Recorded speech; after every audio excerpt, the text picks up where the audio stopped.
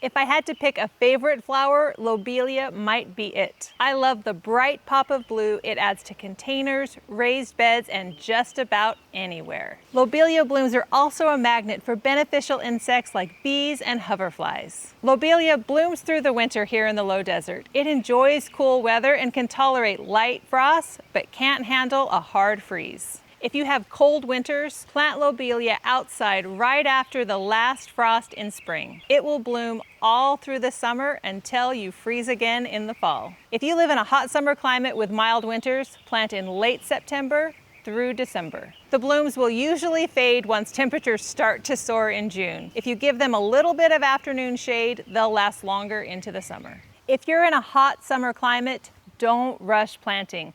Wait until temperatures cool down and Lobelia will grow better. Don't be like me and buy it as soon as you see it in the nursery and plant it when it's too hot. You're just gonna watch it die and have to buy it again. Start Lobelia from seed about 6 to 8 weeks before you plan on putting it outside. The important thing is Lobelia seeds need light to germinate. Press them gently into the seed starting mix and don't cover up. But full confession, it can be tricky to start from seed, and transplants are easy to find, so I always look for transplants at a local nursery. Lobelia comes in different shades like purple, blue, magenta, and white. Look for small transplants that are just about to bloom.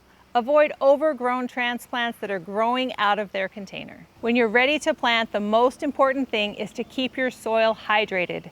Don't let it dry out. I amend the soil with compost and worm castings, and that's all the fertilizer that it needs. It does best with partial sun. 4 to 6 hours is all it needs. If you live in a hot climate, definitely give it afternoon shade. After planting, mulch around the base to help preserve that moisture and keep your plants alive. For the first few days, shade your transplants during the hottest part of day to keep them from drying out. Once it's established and growing well, keep that soil hydrated and don't let it dry out. Make sure your containers and raised beds have good drainage. All parts of Lobelia are poisonous. It's generally not an issue, but keep it away from children and pets. Lobelia is low maintenance, no deadheading required. Keep an eye on the blooms. You'll spot bumblebees, hoverflies, even predatory wasps feasting on those small blooms. These insects help pollinate nearby plants, and their larvae helps keep pests in check. Another reason I love Lobelia is its growth habit. It's low growing and it spills beautifully over the edges of raised beds and containers. I love tucking it in and around plants and seeing it grow through the other plants, adding that bright pop of blue all over my garden. I love to pair Lobelia with blue salvia.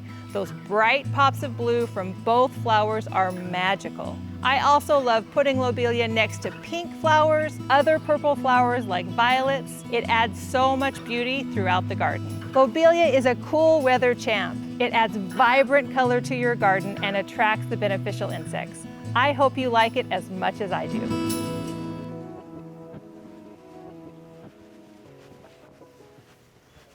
Do I say oh yeah. Okay, transition, like here's how to grow it. I was gonna say moist. All right, I know, the whole thing? Okay, I can do it.